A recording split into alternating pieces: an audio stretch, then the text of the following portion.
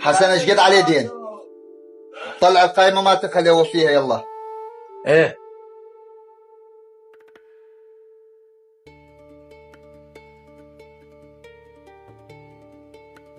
حسن سعيد حسن سعيد المجموع 94. المجموع الكلي 94,000. امسح هسه امسح. وين فلوسه؟ امسحه يلا. ايان راح انطي فلوسك.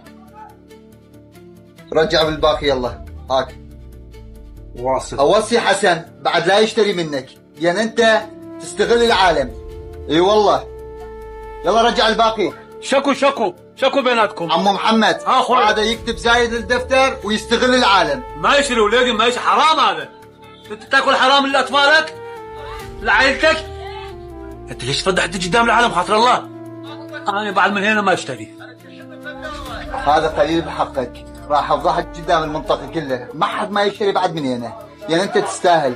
ما دام تكتب زايد تستغل العالم. خليه يروح. ما دام انسى هذا 6000 دينار. ايه هذا 100 انطاني 6000 دينار. هاي خليه يروح.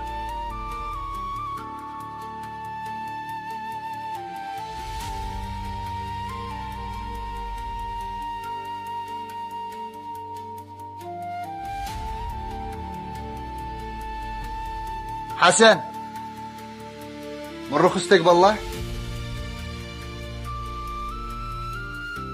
تفضل عني. اخوي حسن انت شو مسوي؟ تاخذ دين من هذا الشخص من الساعات ما لقيت غير هذا الابو المحل. هذه يسجل دين زايد طر عليك. انا اعرف هذا الشخص يستغل العالم.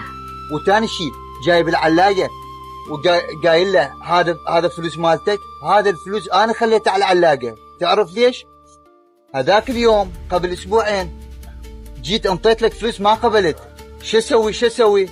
قلت احسن شيء اخليه على العلاقه حتى ما يدري. انت جاي عليه يا اخوي. انا ليش انطيت لك؟ تعرف ليش؟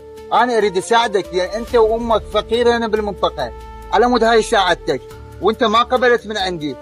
انت ريت سويت هاي الشغله. خليت الفلوس على العلاقه.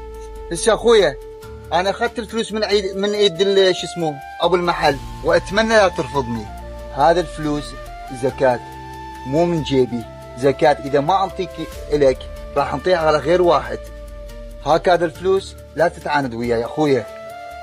عيني اذا انا مو زكاة من جيبك ما اقدر اخذها لان انا اقدر اشتغل الحمد لله.